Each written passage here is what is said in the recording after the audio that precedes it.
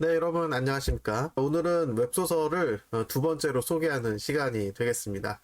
이번 작품은 링커 유물의 주인을 찾아드립니다 라는 작품인데 2022년에 완결이 된 작품이고요.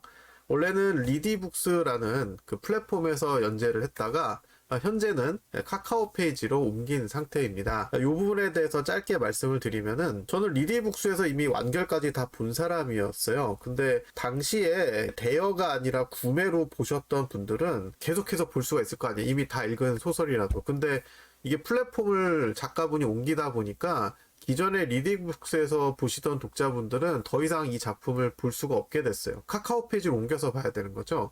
근데 플랫폼을 옮기게 되면 어차피 처음부터 다시 구매를 해야 되기 때문에 그게 그 독자분들한테는 좀 그 경제적인 그런 부담이 되거든요. 그래서 그것 때문에 지금 카카오 페이지 댓글에는 이거에 대한 불만을 가지신 많은 분들이 댓글을 좀 남겨놓으셨는데 굉장히 안타까운 일입니다. 어쨌거나 저는 이 작품을 재밌게 봤고요. 275화 완결에다가 25화 외전이 따로 있는데요.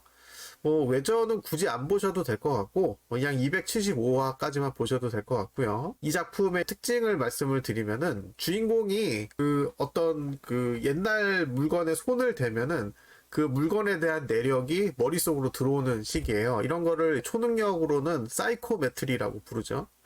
보통 사이코메트리는 범죄 수사 같은 거를 많이 다루는 작품이 많은데 이 작품은 주인공이 어떤 물건에 대한 내력, 역사 이런 것들을 조사하게 되면서 자연스럽게 미술 전문가가 되었고 나중에 어떤 중요한 미술 작품이나 아니면은 오래된 유물 이런 거를 이제 감정하는 사람이 돼요. 세계적으로 유명한 사람이 되고 TV쇼에도 나가고 외모도 잘생겨가지고 인기도 많고 그렇게 됩니다.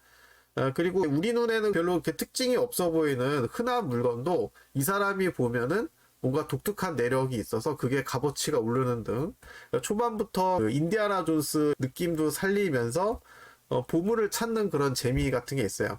또 한 가지 이제 능력전이라는 게 있는데 예를 들면은 옛날에 유명한 작곡가가 사용하던 무슨 책이라든지 아니면 운동선수가 사용하던 야구방망이라든지 그 물건에 숨겨져 있는 그 능력을 뽑아내가지고 자신이 사용할 수도 있고 아니면 다른 사람한테 이 능력을 전해줄 수도 있어요. 그러니까 완전 평범한 사람도 엄청난 작곡가나 운동선수 이런 식으로 능력이 발휘가 될 수 있다라는 거죠. 그 부분이 상당히 흥미로운데 보통 이런 능력이 실제로 있게 되면은 주변 가족이나 친척들한테 능력을 뿌리겠죠. 하지만 이 주인공은 그런 능력을 조금이라도 가능성이 보이는 좀 사정이 딱한 친구들을 일부러 찾아가가지고 후원을 해주다가 우연히 이 능력과 호환이 잘 되는 사람을 찾아서 전이해주는 그런 방식이기 때문에 거기에 어떤 대가를 바라고 한 것은 아니고 어쨌거나 이 사람은 이제 세계적으로 유명하고 또 돈도 잘 버는 사람이라서 남들을 돕는데 좀 돈을 많이 쓰는 그런 모습을 보여주고 있습니다. 요즘 그 플랫폼마다 1등부터 20등까지 정말 재미있는 작품들이 많이 있어요. 근데 그런 작품들은 보통 연재 중인 작품들이 많기 때문에 보다가 갑자기 작가분한테 사정이 생겨서 휴재를 한다든지 갑자기 연재 중지를 한다든지 이렇게 되면은 보던 사람들이 이제 재밌게 보다가 딱 끊기니까 그게 너무 괴롭거든요. 아시다시피. 그래서 저는 될 수 있으면 앞으로 웹소설 리뷰는 이렇게 완결이 된 작품 위주로 소개를 하려고 합니다. 제가 저번 주에는 여기 완결 부분에다가 점수를 잘못 적어놨는데 앞으로는 완결한 그 날짜를 표시를 하도록 할게요. 자, 그래서 일단 재미면에서 봤을 때 1편부터 완결까지 그 재미가 쭉 유지가 되는 아주 대단한 작품이라고 봅니다. 보통 이렇게 재미가 꾸준히 유지가 되는 작품들은 특징이 뭐냐면 작가분이 굉장히 경험이 많으시고 역시 필력이 좋아요. 필력이라는 글을 쓰는 능력을 보통 말하는데 필력이 좋아야 당연히 재미도 있는 거겠죠. 물론 필력이 좀 떨어져도 재미가 있는 작품들도 간간히 있습니다. 그러니까 무조건 재미랑 필력이 동일한 그런 개념은 아니에요. 어쨌거나 저는 재밌게 봤는데 여기 재미를 이제 1점을 떨어뜨린 이유는 막판에 가면서 조금 힘이 빠집니다. 근데 그게 거의 막판에 도달해서 힘이 빠진 거지, 거의 끝까지 갔다고 보시면 됩니다. 그 점은 제가 보장해 드릴 수가 있고요. 이 주인공이 어떤 특별한 능력을 이용하기는 하지만 나중에 이제 유물 감정하거나 미술 감정하는 그런 대회에 나가서 나는 초능력으로 봤더니 이거는 옛날에 누가 만들었던 작품이다 이렇게 얘기할 수는 없잖아요, 대중들한테. 어쨌든 능력이 있다는 걸 숨겨야 되니까.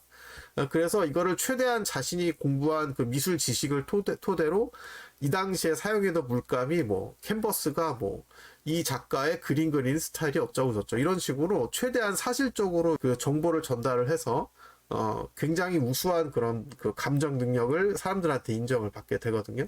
비록 초능력이라는 비현실적인 요소가 들어감에도 불구하고 그 초능력을 제외시키고 그 나머지 부분으로 대중들한테 설명하는 부분을 보면서 상당히 개연성이 있다. 그렇게 볼 수 있을 것 같습니다. 작품 후반에는 어떤 유명한 사람의 그 무덤을 찾아가는 내용이 나오는데 그 부분도 영화 못지않은 긴장감과 재미를 보여줬던 것으로 기억을 합니다. 사실은 처음부터 끝까지 계속 잘 나가는 내용이기는 해요. 그래서 고구마 요소는 거의 없는데 굳이 고구마 요소를 찾자면 그 미술 감정하는 대회에 나갔다가 이 사람을 이제 시기 질투하는 다른 전문가들과 옥신각신 이제 실력을 겨루게 되죠.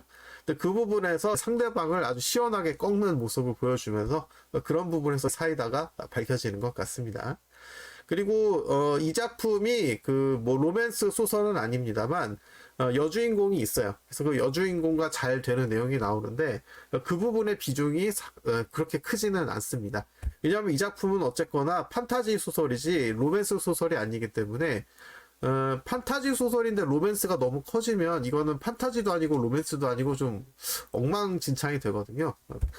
뭐 로맨스가 너무 많아지면 오히려 작품 내용에 좀 방해가 될 것 같다는 생각이 들었어요. 그래서 종합 점수는 99점을 줄 수 있을 것 같습니다. 저는 작품의 내용 대부분을 아직 머릿속에 기억을 하고 있어서 나중에 가면은 그냥 카카오 페이지에서 결제를 하고 보고 싶을 때 아마 그렇게 할 것 같은데 그 부분은 저도 어쨌든 좀 아쉬운 부분이라고 생각을 합니다. 비슷한 예로 제가 모 플랫폼에서 mp3를 결제를 했는데 구매를 했지만 그게 평생 구매가 아니라 일정 시간이 지나면 그 구매 내역이 사라져서 똑같은 노래를 또 돈 주고 사야 되는 그런 경우들이 있거든요. 이런 거는 플랫폼상의 미비로 저는 생각을 합니다.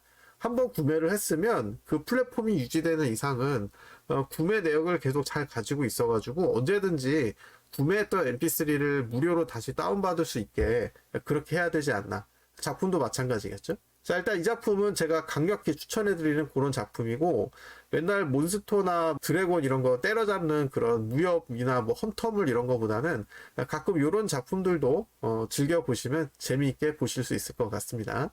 자, 오늘의 리뷰는 여기까지고요. 다음번에도 또 재미난 작품 찾아서 소개해드리도록 하겠습니다.